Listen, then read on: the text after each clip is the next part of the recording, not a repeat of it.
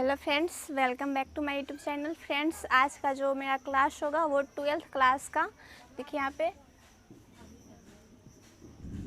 Class 12th का mathematics inverse trigonometric function जो आज इसमें बताएंगे। प्रिंसिपल वैल्यूज ब्रांच जिसमें आता है डोमेन और रेंज, इसके बारे में जानेंगे और तभी जाके आपका जो एक्सरसाइज है 2.1 एक्सरसाइज आपका है 2.1 वो तब जाके ये सॉल्व हो पाएगा। ओके, तो देखिए ये प्रिंसिपल वैल्यू ऑफ ब्रांच जो होता है ना, वो 2.1 में जब आप देखोगे तो उसमें बोलता है क्या क्वेश्चन में, find the principal value of the following. देखिए यहाँ पे एक्सरसाइज 2.1 और यहाँ पे एक टेबल दिया गया हुआ है। यहाँ पे आपको दिखाई दे रहा होगा, यहाँ पे जो टेबल है यहाँ पे दिया हुआ है साइन इनवर्स।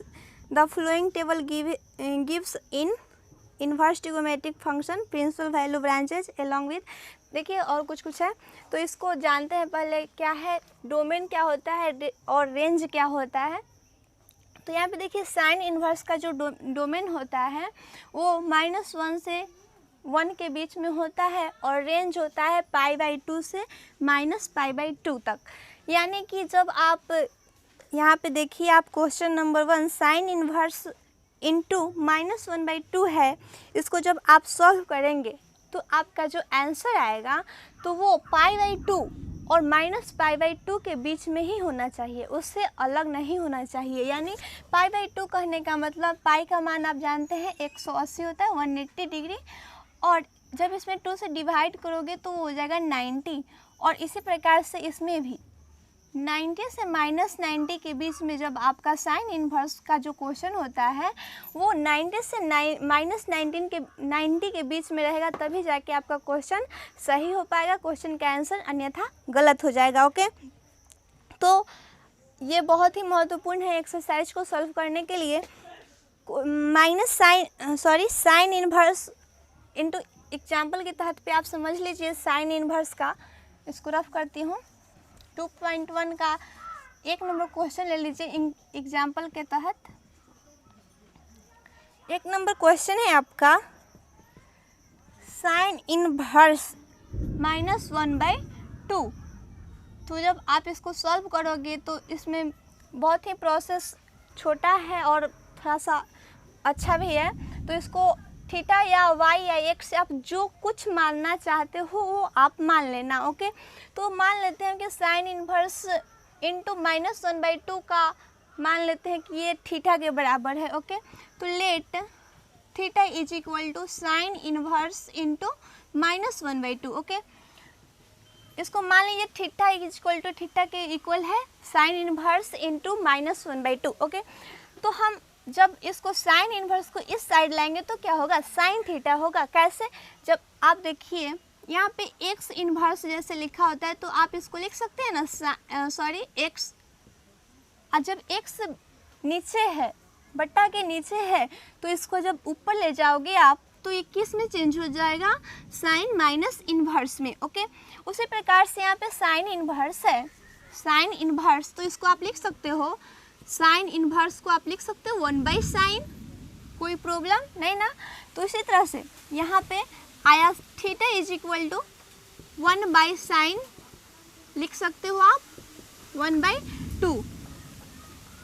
अब जब आप इसको थीटा के समीप लाओगे, इससे गुना मल्टीप्लाई करोगे, गुना करोगे तो ये हो जाएगा आपका साइन थीटा और ये -1/2।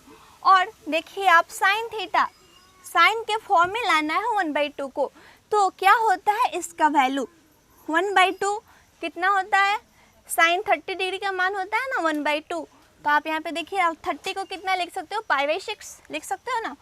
यहाँ पे साइन 30 इज इक्वल टू 1/2 होता है। अब इसको क्या लिख सकते हो, साइन 30 को लिख सकते हो ना साइन π/6, जब पाई का मान होता है 180 होता है ना, और जब इससे डिवाइड करोगे 6 से तो ये 30 मतलब ये कट जाएगा, तो साइन 30 यहाँ पे लिख लीजिए, sine theta is equal to, और एक आप यहाँ पे लिख सकते हैं इसका, देखिए साइन इनवर्स का जो प्रिंसिपल वैल्यू ब्रांचेज होता है वो π/2 से -π/2 के बीच में होता है। तो sine theta is equal to आप लिख सकते हैं साइन π/2 और यहाँ पे माइनस लगा लीजिए क्योंकि ये निगेटिव में है इसका मान। और ये साइन से साइन जब कट जाएगा, कैंसिल हो जाएगा, तो क्या होगा आपका theta is equal to -π/2। Okay, कोई प्रॉब्लम नहीं ना।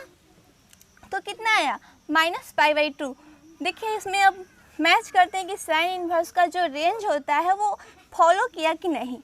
मेरा ये क्वेश्चन है वो फॉलो किया कि नहीं। अगर ये फॉलो कर गया इसमें तो मेरा ये क्वेश्चन सही होगा, नहीं तो गलत हो जाएगा। फिर यहाँ पे एक कंसेप्ट लिख लीजिए आप, थीटा की जगह पे आप क्या माने थे, साइन इनवर्स -1/2 माने थे।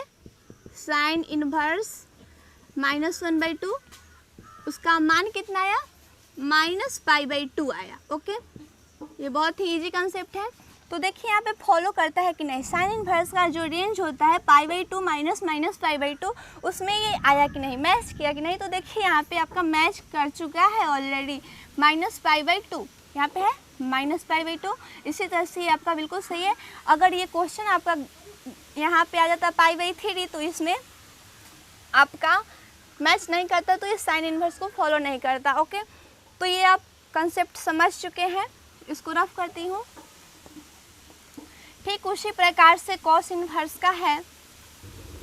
देखिए यहाँ पे कॉस इनवर्स का जो डोमेन होता है वो -1 से 1 के बीच में होता है और जो रेंज होता है वो 0 से π के बीच में होता है। उसी प्रकार से देखिए क्वेश्चन नंबर 2 एक्सरसाइज 2.1 का क्वेश्चन नंबर 2 में है कॉस इनवर्स इंटू √3/2 है ना।